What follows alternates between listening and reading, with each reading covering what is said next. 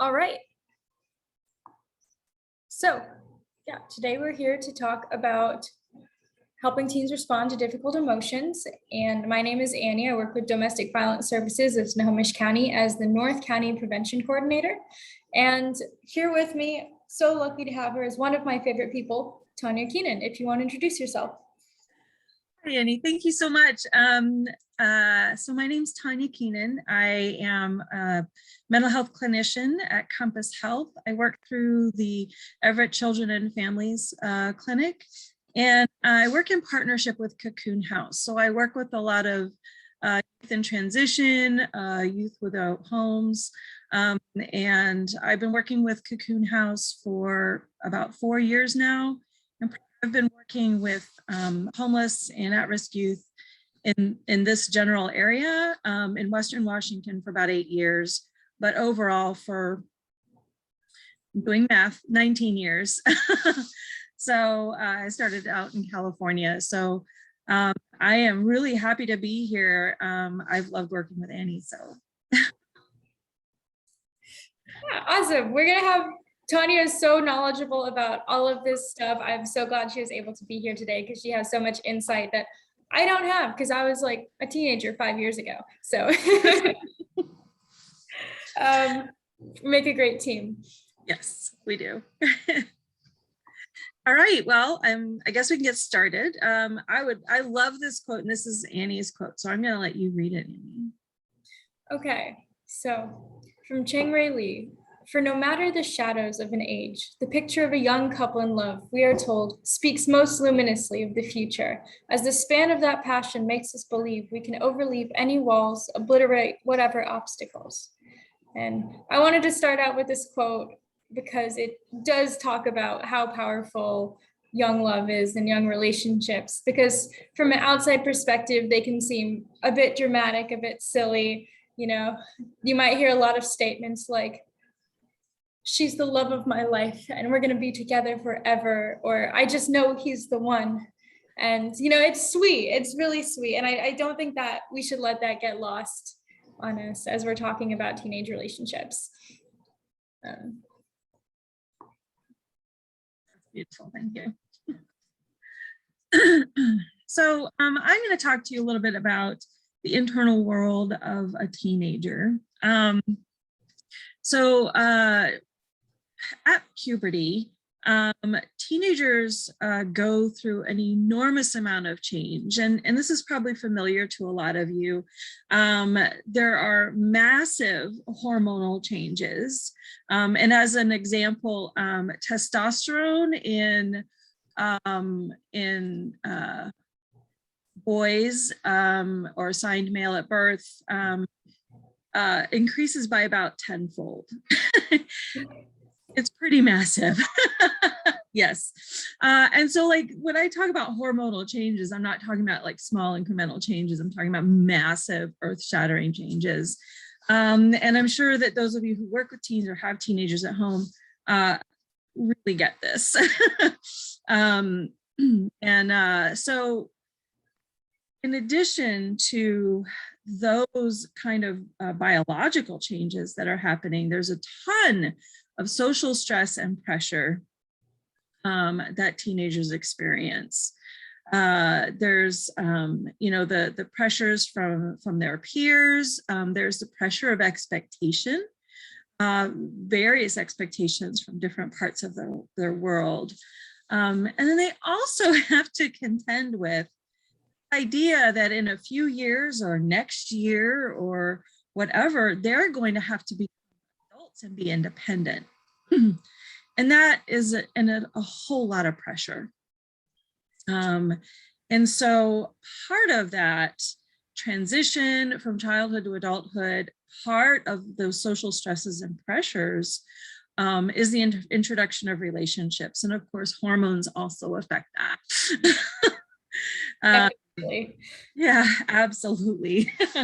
And I have a metaphor that I like to use for what it's like in the teenage brain. And I want you to think of those HGTV shows where they gut a house and completely remodel it. And that is the teenage brain, right? All of the wiring's ripped out. The floors are ripped up and the walls are coming down and being reorganized. And, the basic bones are there, but boy, everything else is kind of a mess, and there's dust and debris. And yes, that's the teenage brain.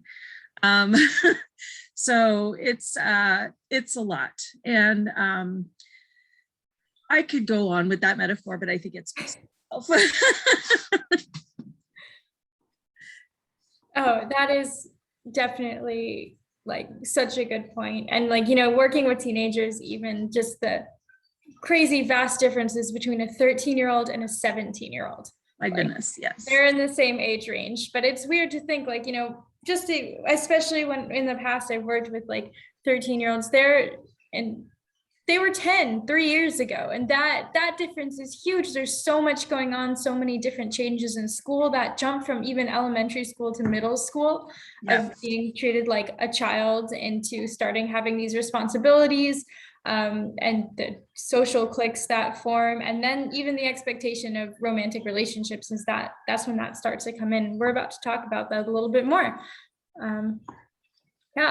So I got ahead of myself. We're going to talk about emotional intensity.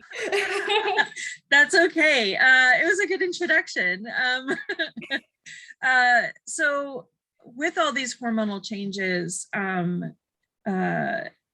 comes a real physiological change in how they experience emotion. And so it becomes super intense. And I don't know if any of you remember being teenagers. I remember being a teenager, even though it was like forever ago. But how deeply I felt things, and how intensely I felt them. But these intense emotions require skills to process and skills to express appropriately.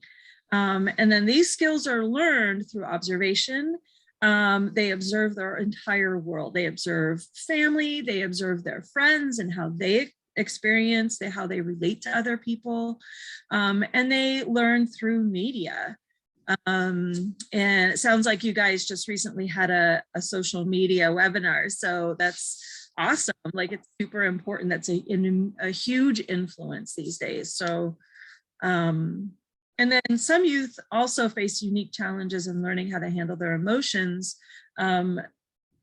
including the experience of trauma.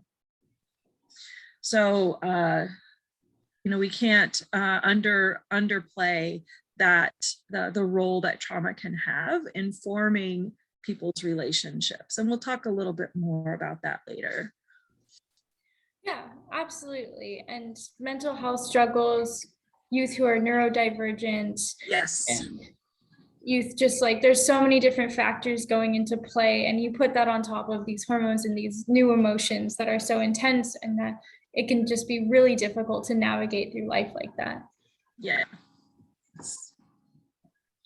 So yeah, these emotions are of course coming into play as youth are starting their first romantic relationships for many of them, which can be pretty crazy. I do like to tell when I'm talking to youth that relationships are skills. And so there's a chance that your first few relationships might be kind of toxic sometimes, because you haven't learned how to engage, you haven't learned how to manage conflict, you haven't set boundaries about how much time you want to spend together, emotional boundaries, physical boundaries yet. These are all things that they're having to figure out, and it can be really scary and really rocky too in the beginning. And of course, these relationships are going to bring up some really intense and really complex emotions that these youth might be feeling for the first times in their lives.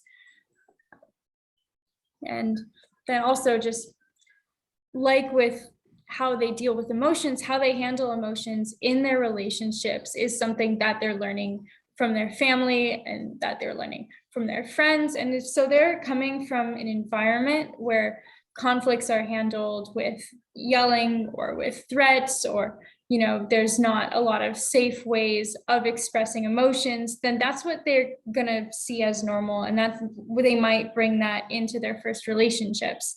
And again, the kind of media that they're watching and how their friends are involving relationships, those are all going to influence what kind of conflict resolutions they have and how they express themselves when they go into their romantic relationships. Exactly. And yeah, so I think Annie, you just hit all the points there. If whatever has been normalized for them in their childhood is really how they're going to approach their first relationships. And it's which is why modeling is so important, which is why external supports are so important, to help youth learn how to navigate, I mean, any sort of relationship, but particularly romantic ones. But I don't want to underplay the media influence as well.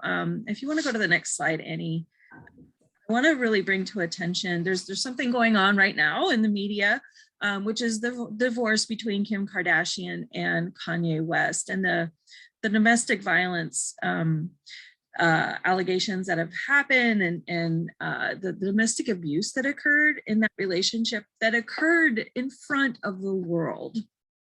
I mean, this relationship was all over the place. And I know a lot of youth who watched the Kardashians on TV. And so all of this was kind of played out. I really wanted to draw attention to this meme that I saw. It just made such a really good point that said, if someone saw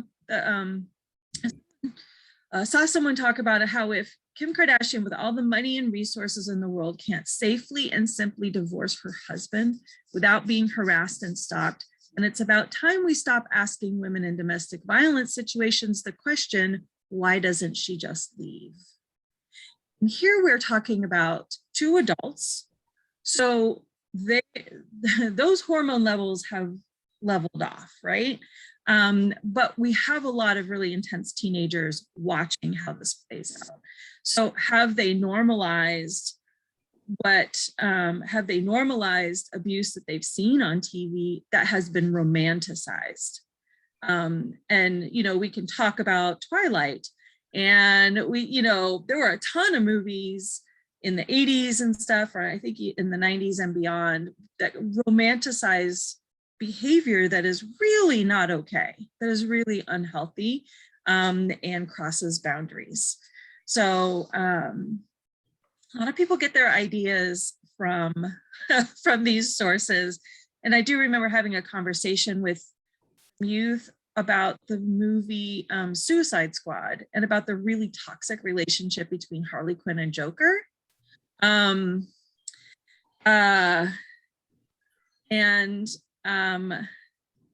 of our youth, we were having a group about it, and one of our youth said, yeah, but I'd really love to have somebody in my life that was ride or die like that. And a bunch of people agreed, and I thought, of course, we also had another teenager look at me like, is this really happening? And so, some were more aware, but that intensity of the emotion is really something that they crave. And I think that that's what kind of blocks their judgment about things like this. So anyway, I wanted to bring up those examples about like how powerful those influences can be. I saw somebody in the chat.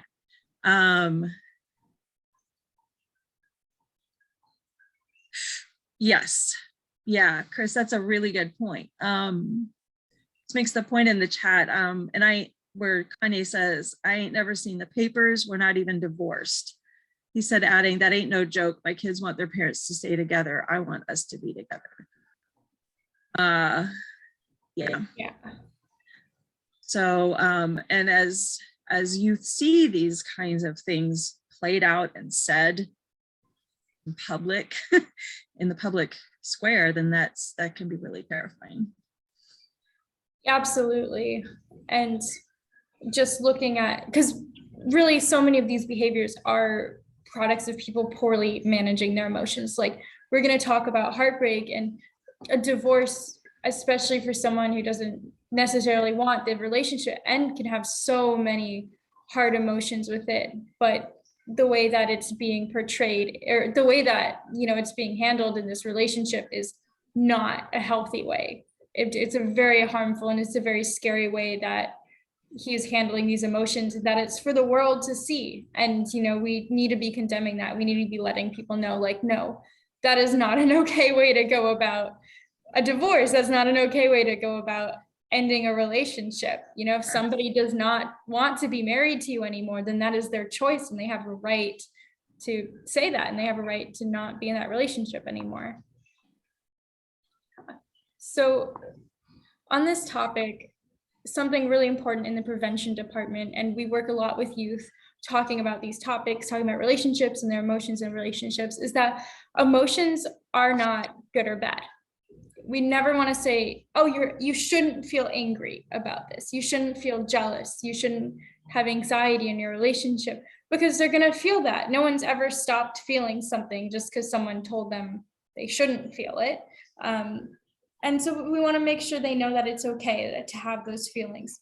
But the way we choose to behave and what we choose to do with our feelings, that is very important. Being angry isn't a bad thing, but using that anger to lash out and to harm your partner is not good. It's harmful, and we don't want youth to, or anybody to be doing that with their feelings. And we also really make sure to emphasize that just because you're angry, you're jealous, you're scared, that's never an excuse to have harmful or controlling behavior towards someone. Your emotions are not excusing your behavior. We're all responsible for our feelings. And it's going along with that, it's also really important that we give alternatives, because it's not enough to say, if you're angry, you shouldn't yell and scream. We need to say, if you're angry, here's an appropriate way to handle that. It's always important to say, here's what you can do, instead of just saying, here's what you can't do. Right. And I know with so many of the youth that I work with, and I know that that's a subset of youth. I realize that, but I know so many of the youth that I work with have not had that modeling, have not had it modeled how to deal with difficult emotions. So anger is dealt with very poorly. Guilt is dealt with very poorly. Jealousy is, dealt with by lashing out and striking back and things like that. So it's just so important to get these messages out. And of course, those images are also very present in the media. And I'm like a media junkie, so I don't want to say that like media is terrible, but I'm kind of a pop culture fan. But yeah, sometimes it has like some weird messaging, and we need to just be aware. And they're actually great opportunities for discussion. Yeah, and there's also really great examples of positive emotional regulation in relationships and media too. I think, Tanya, you had a really good example the other day, right? I did, yeah. So, and especially this is an example of a relationship between teenagers. But for those of you who are Star Trek fans, in the latest Star Trek show called Star Trek Discovery, there are two teenagers, and one is non-binary and the other one's transgender. And they have this beautiful, caring relationship, and it's deeply intense. There's trauma involved in the relationship, right? They've had traumatic things happen to them in the course of their relationship, but they are very gentle with each other. They're very clear. They have hard conversations. But I just want, I would love all of the kids that I work with to watch this, to see how it's done. This is how it's done. And this is how you can have conflict or differing opinions and still be loving and kind and considerate to the other partner. But I just really love that it's two teenagers having these conversations and having this relationship play out. Yeah, no, it's so important to have good role models of that in TV. I'd love to see examples of that. You must be the coolest counselor. Kids come in and you're like, all right, today we're watching Star Trek. I'll play them. I'll have them watch Star Trek and we'll listen to rap music together. And but yeah, it's I like using media because I know that that's something that they get exposed to. Yeah, definitely. And if anyone else can think of some great examples of Yeah. like good TV couples, definitely put it in the chat. Or if you've even seen in your life, like have a story where you noticed a kid expressing their emotions really well and handling a really intense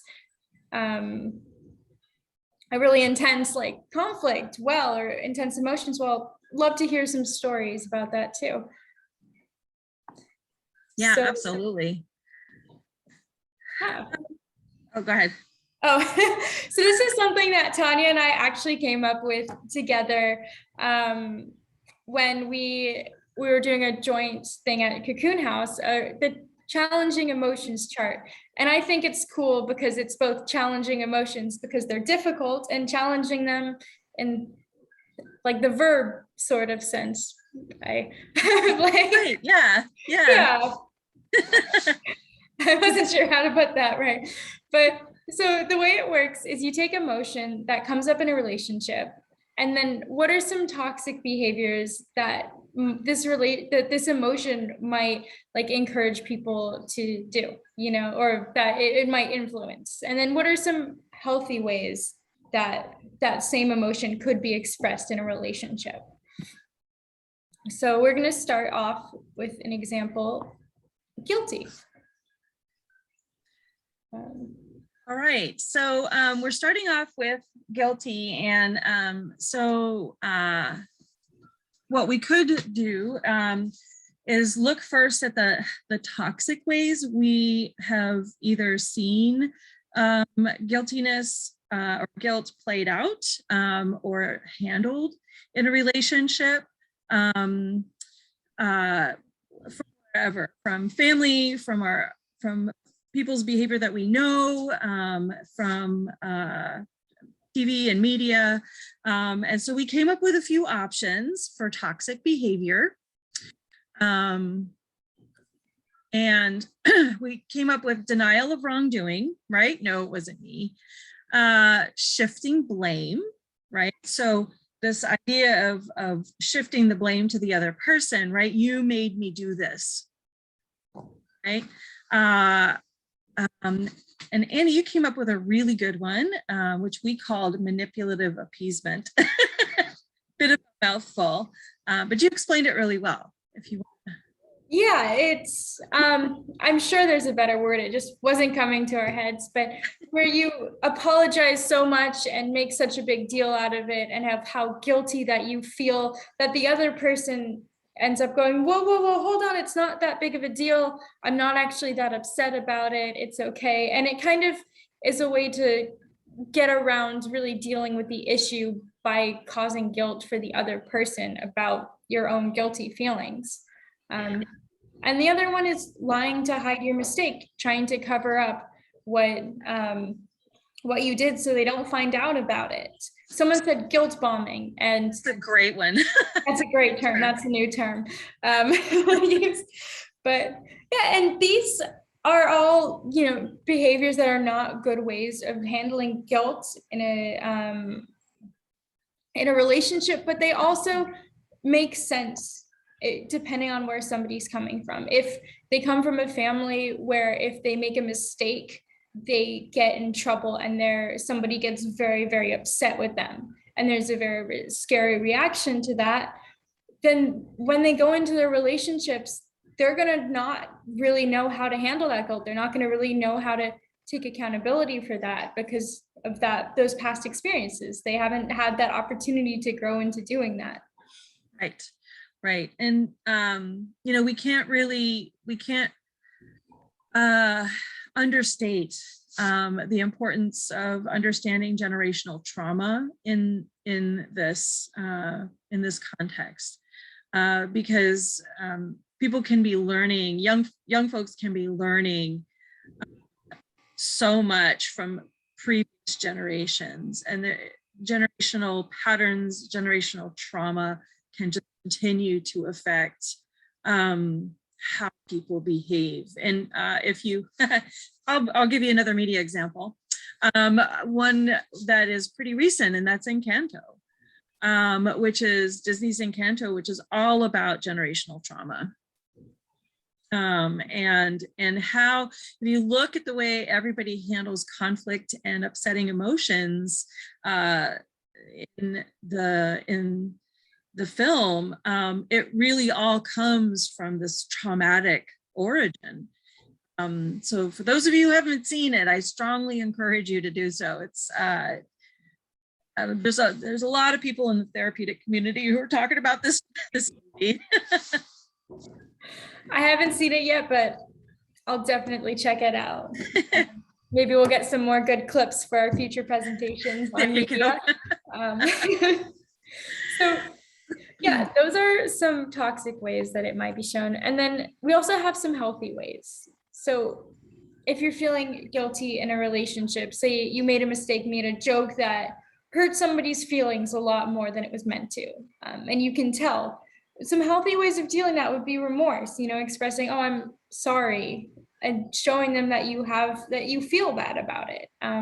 Taking accountability, letting them know, I made that joke and I understand that it hurts your feelings and I'm sorry, and changing your behavior. I'm not going to make jokes like that in the future, and seeking support if it's something more serious that happened. If you did something that you're really ashamed of, then it's not always easy for us to change our behaviors alone. And so encouraging youth to seek help for an issue. Maybe they have some trouble with anger, with dealing with their anger. They don't have to do that alone. And one conversation won't exactly help with that all of the time. So encouraging them to seek counseling. Yes, I was telling Annie that I think pretty much all teenagers should be in counseling. That I think it's just such a huge support. It can be a huge support, and I know that that also has been problematic for some teenagers. I want to recognize that too. But there are some really, it's just so hard to navigate everything at that age. So what we'd like to, oh, go ahead. I would go so far as to expand that to everybody should be in counseling. Yes. I don't think there's enough counselors out there for that. No, probably not.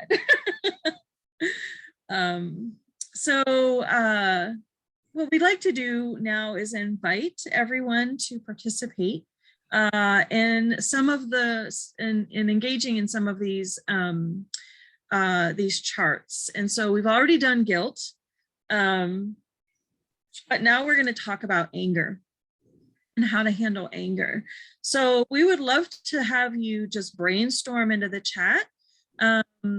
We can talk first about toxic behavior. So what are some toxic behaviors around anger and how to handle that?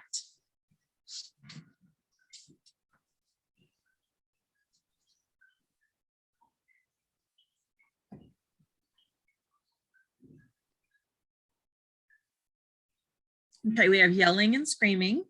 Yes. Yeah, which can be terrifying. Lashing at the other person and putting them down.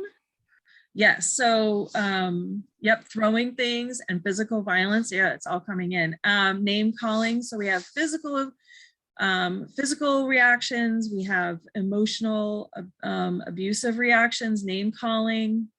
And yes, like even if somebody throws something that is not even at the other person, then that too can be terrifying. And yes, exactly, projecting your own stuff onto the other person or their own stuff onto the other person. Being over controlling and possessive or accusatory, exactly. So those are really, really toxic ways of handling anger. And I'm sure we see plenty of the examples of those, both in life and in media. But let's switch it up a little bit And let's talk about healthy ways of handling anger. So what are some healthy things that we can do when we're angry? Either by coaching, and we can talk about coaching youth or modeling these behaviors for youth. Taking space to calm and then talking it out. That's a Yeah, good one. always recommend taking space. That's so important. Deep breaths, because we know that like we know that when we're angry, there's so much going on, and that it can be such a huge difference of just taking like even just a few seconds thinking before you respond, because they, you know, I know I personally have just that like, oh really, I get defensive and I'm just like, okay, take a minute, Annie, take a minute. And it always goes better. Conversations always go better when you take a minute to think about what you have to say. Yes. And, you know, somebody mentioned deep breaths too. Thank you, Emma. That from a physiological standpoint, doing some deep breathing gets oxygen back into the brain, back into the prefrontal cortex, which gets it working again. So when we get angry, our limbic system, right, kicks in and kind of shuts off the prefrontal cortex. So we're not thinking. And that is especially true in teenagers. They just stop thinking. So that's a really great point. So we have lots of others. Letting your partner know that you're upset and you want to talk about it. Removing yourself from the situation. Identifying a specific behavior that makes you angry and not making broad character judgments of the other person. Thank you, Jeff. That's a really good point. Having specific things is really important. And then also consulting with an adult for their guidance before confronting their significant other. Also really good. And so we want to make sure that, you know, youth have a healthy adult to consult. So these are really awesome suggestions. Thank you. So I think we're going to do a couple others if everybody's up for it. Yeah, and I do want to say before we move on from anger, that anger is, you know, often talked about sometimes, especially among women, as like, oh, you shouldn't feel angry. Angry is bad. But like we said, anger is morally neutral, and it's also important because anger lets us know if there's an injustice or if we're being mistreated. And sometimes if, you know, for some people it could be wrong, it could be, you know, it's a normal situation, but they're hypersensitive to it or they're misinterpreting it. But if like your partner does something that's hurting you, or if, you know, your friend has really betrayed your trust, then listening to that anger and letting you know, listening to that anger and listening to the message that you've been wronged. And then instead of being reactionary towards that, which you might want to yell at them or, you know, like punish them in some way, taking a step back and saying, how do I actually want to address this in a way that's going to be beneficial for our relationship instead of causing harm to it? Right. And DBT also like talks a lot about what the evolutionary purposes of certain emotions, and the purpose of anger is that to indicate that there's a need for change. Yeah, that's really awesome. I also loved hearing about the emotions in the breathing in your frontal cortex. I did not know that. I didn't know that your brain actually isn't thinking when you're upset. Oh, yeah. When you're upset like that and your cortisol rises and your adrenaline rises and your prefrontal cortex nopes right out of there. So oxygen is the invitation to come back. And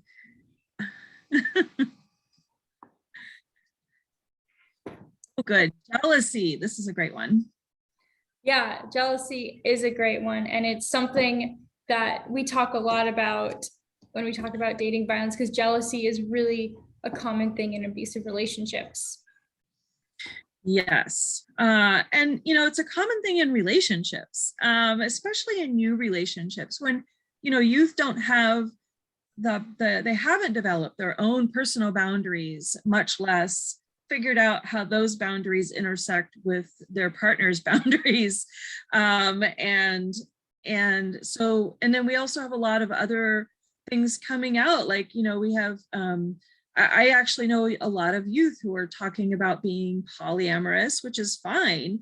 But that takes a lot of emotional maturity to negotiate and navigate.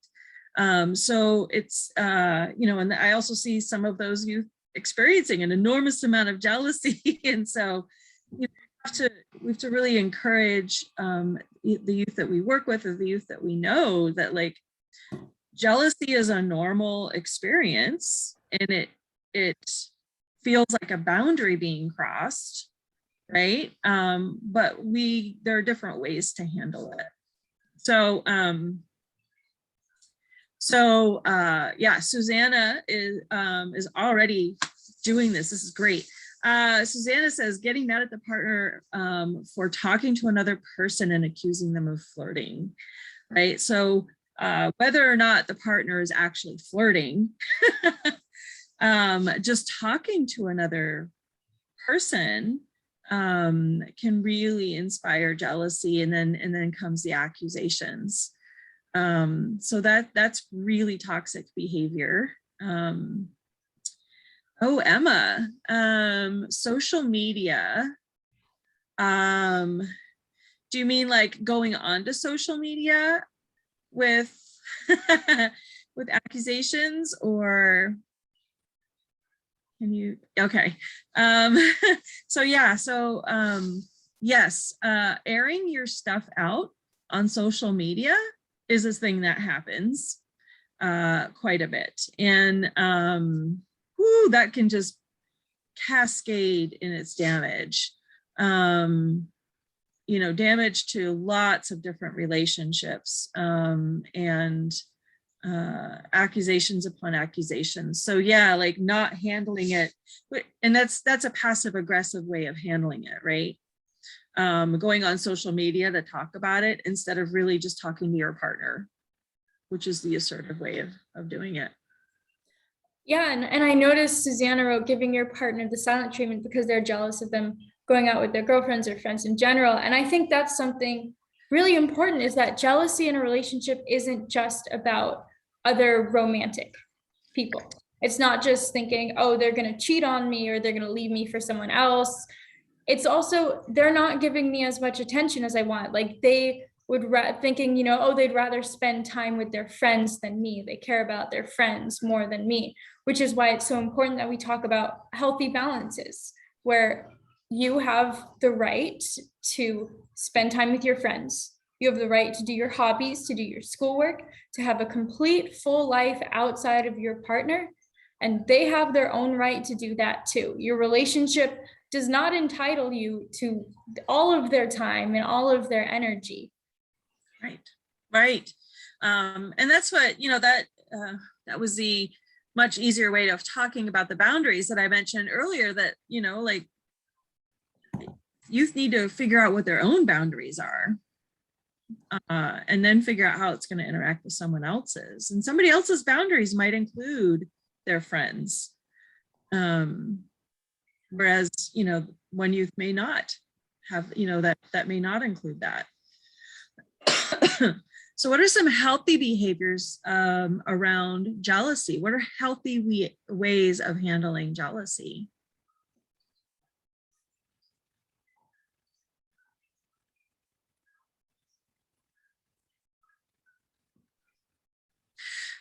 Yes, calmly talking it out, which takes an enormous amount of courage. Like, I don't want to downplay that. Like, it takes a lot of courage, especially if a youth comes from a family where speaking your mind or saying what you really feel has been punished. And so I really want to acknowledge that for some people that has not been a safe thing to do. And so like, it's super hard to talk things out. It's super difficult for some youth to let their partner know, like Susanna says, that they feel insecure, but also want to trust them. Like, having the words for those thoughts and those emotions and then being able to communicate them in such a calm way, that is absolutely, as Annie mentioned, that's a skill learned over time. Yeah, and I also really like how Susanna talks like the I feel statements. And that's so important when we're talking about jealousy, because what you don't want to do is come in making an accusation. You don't want to say, I know that you're texting them because you like them. And or I know that you care about them more than me, because then you're already putting them on the defensive, and it's not going to produce a healthy conversation. One thing that I do let kids know, and I do talk about, is that if you do not trust your partner, if they're doing a behavior that is not okay, like maybe your girlfriend is having a sleepover at one of your male friends' houses on a regular basis, and you're just like, okay, I am so uncomfortable with this. It's not your job to say you're not allowed to do that anymore. You don't get to control her behavior, but you can say, if you want to continue in this relationship, I'm not comfortable with you doing that, and I'm going to end this relationship if you keep doing that. That's okay. You can end a relationship if your partner is doing things that are making you uncomfortable and that are not allowing you to trust them. But you don't get to say, I don't want you talking to these people. I don't want you texting people. I need to know where you're going at all times. I need to, you can't wear that.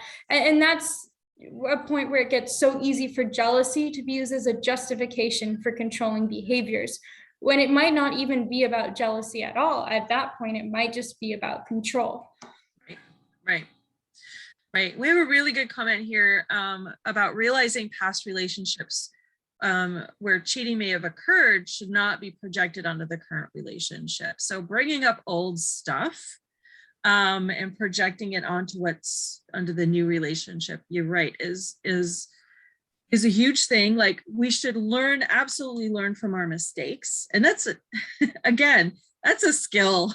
That's a skill set. What is the difference between learning from our mistakes in the past and projecting our feelings of jealousy onto the next partner?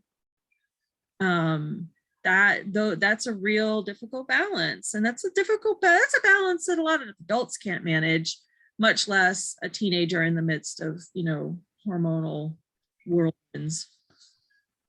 Yeah, definitely. All right, we're a bit behind time, so we'll go through these ones a bit faster. Okay. We thought this might happen. Yeah, no, definitely prepared for it. So speed run now time. And we're going to talk about anxiety. So what are some toxic behaviors that might come from anxiety in a relationship? And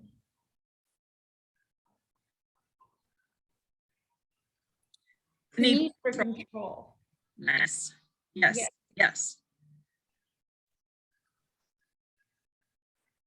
Texting or calling all the time, monitoring their actions closely. Yep. Yeah. And yes. Anxiety can be so frustrating in a relationship, because for some people, their urge, the more anxious they are about losing someone, and especially if they don't have a lot of people in their life, if they don't have parents that they can trust, or if they don't have a lot of friends, they might get a romantic partner, and that relationship can be so important and mean the world to them, and they might have so much at stake about not losing that relationship, and so they want to hold on to that person as tight as possible, not let them go. Any signs that they might leave them could trigger something in them, could trigger really deep anxiety. But then the closer they try to hold that person, the less happy that person is going to be, and the more they're going to feel like, this is too much, I can't handle this level of attachment here. Right. And really the root of anxiety is the loss of control. And so what are some healthy behaviors around anxiety?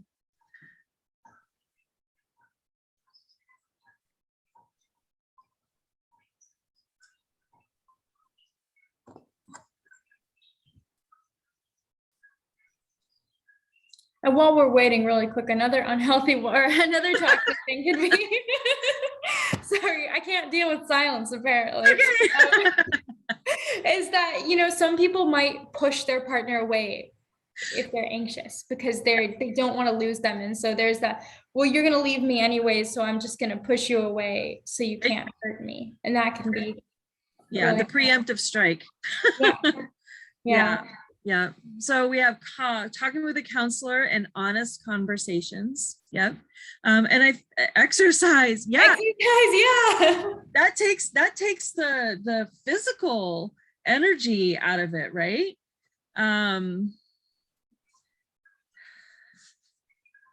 Right. And Chris says, I found anxiety to be a bit of a barometer for outward facing needs.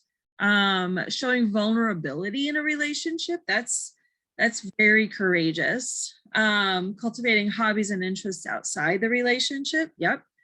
And really finding out what I would like to add, finding out what we can control. What can we control here? And the things that we can control are our own responses. And just recognizing that we're dealing with another human being with their own free will. Yeah. That's hard. It is hard. They have no free will. They could do whatever they want. Not fair. Inconceivable. No way. Right. All right. Right. We're gonna move on because we got a lot to. We still have a lot to cover.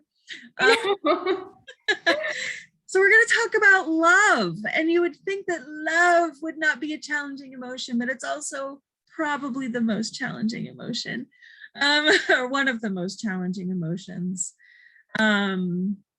So what are some toxic behaviors? And I want to say like falling in love. Toxic behaviors around falling in love.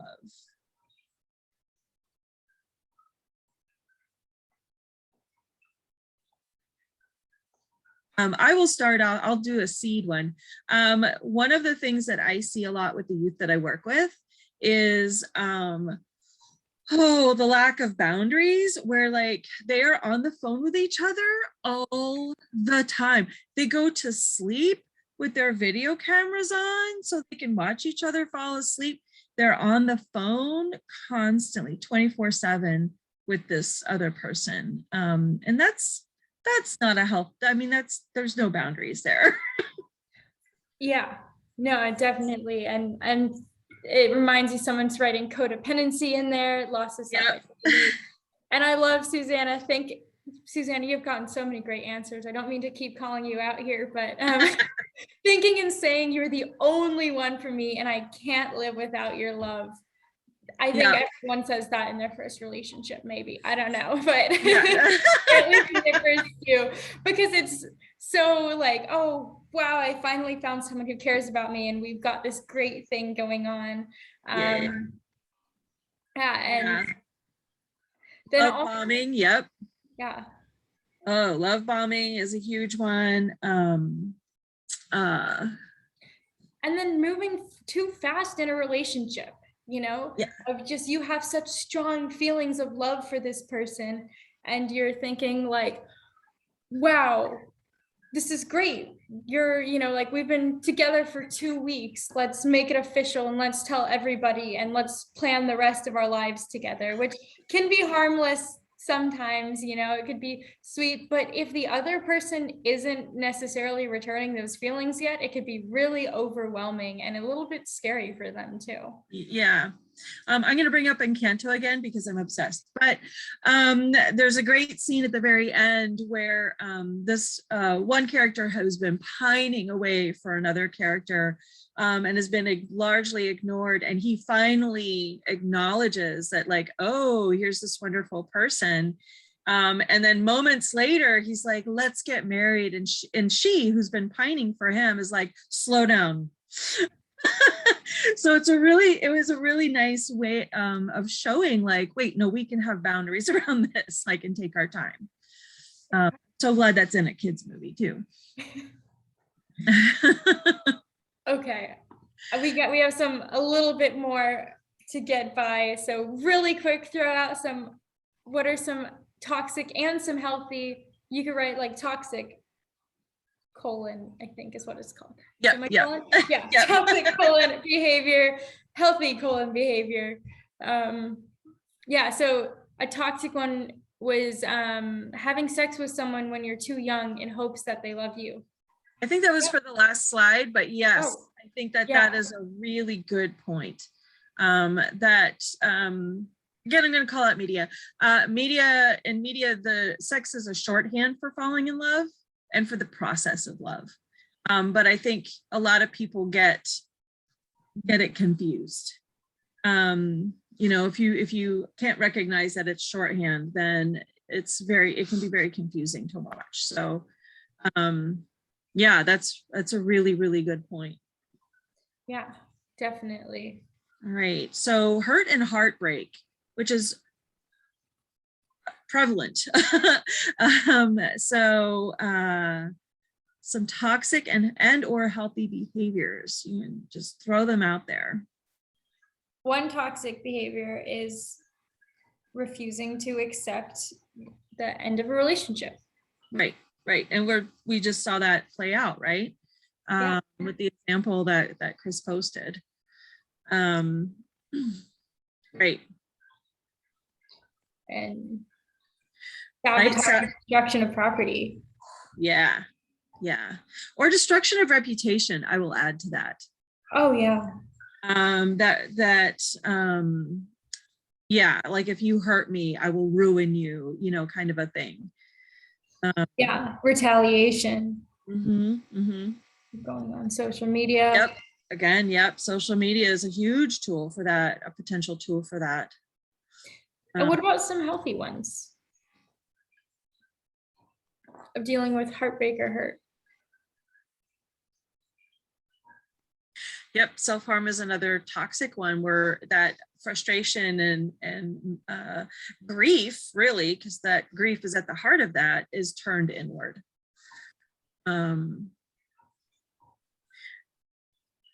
think that I'll go ahead and cede the heartbroken one, that self-care is really important. That healing your own self, and yes, reconnecting with friends if you haven't had connection with your friends, that really establishing that network and feeling supported, but going through your own grief and just understanding that that's yours. That's a big one. All right, let's go race ahead. Race through. We're just gonna talk through fear really quick. No time for participation anymore. We don't want to hear it anymore. We got it. We want to honor your time commitment. That too. So unlike the other emotions, which we've been talking about, fear is not one that we want to say, oh, that's normal, that's fine. You should not be feeling afraid in your relationship. If a teen or anyone tells you that they're afraid of their partner, that's a really serious red flag, that something might be going on, that there might be abuse happening. So in general, there tend to be 5 responses to fear, which I will let Tanya go over. So we have heard over and over again throughout for the last few decades, I think, fight or flight, right? But lately we've added a few more to these, and that's freeze, where you can't fight and you can't run. So freeze means to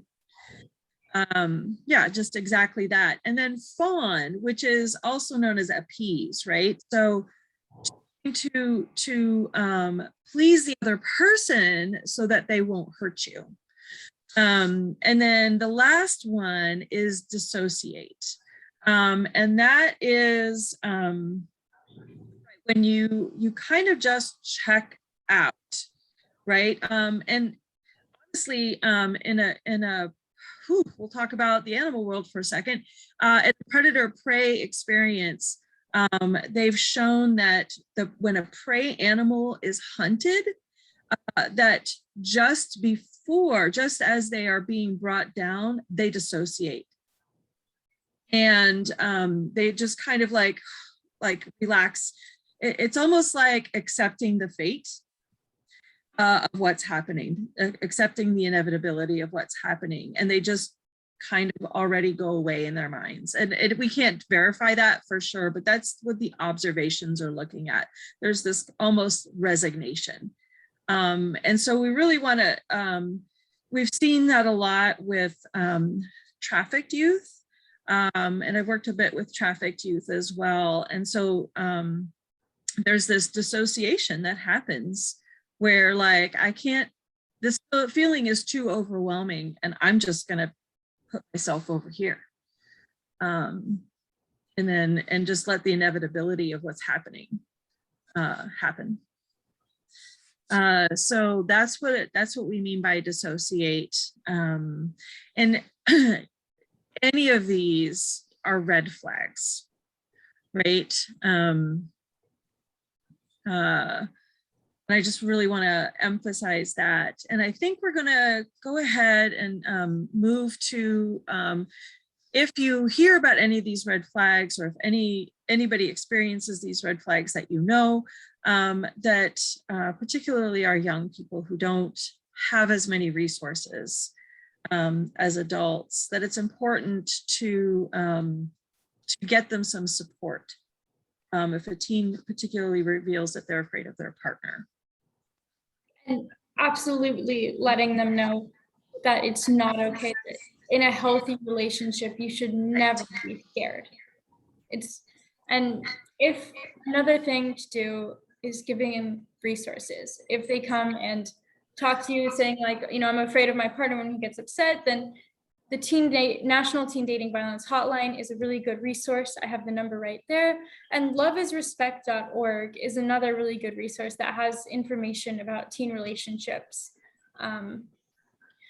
Yeah, so that is all we have for you today. Thank you. Thank you so much. Yeah, thank you so much, Tanya, for being here. You made it a very, very fun webinar. Probably my favorite one so far. And as always, if you are in immediate danger or if you're worried about someone you know, you can call the DVS hotline at 425-252-2873 or abuse. And we're a great resource. I don't know if you want to put in a quick word for Cocoon House, Tanya. Yeah, so you can find Cocoon House at cocoonhouse.org. And then also, I work for Compass Health as well. So if you or anybody you know has Medicaid and wants to access community mental health, if they don't feel like they don't have the resources to get mental health support, they can still get it at Compass Health. And that is compassh.org. I'm trying to think of how my email ends. But you can also call 425-349-8200. Was that 425-349-8200? Correct. Okay. 42. Sorry, repeat it one more time. 425-349. 349 8200. 82. Okay. Right, and that's for Compass Health. And then Cocoon House is, I'll see if I can put it in the chat in the 1.5 minutes that we have left. 425 25.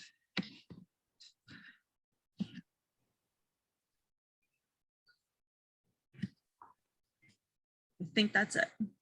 Oops. Oh, yeah, that's Compass.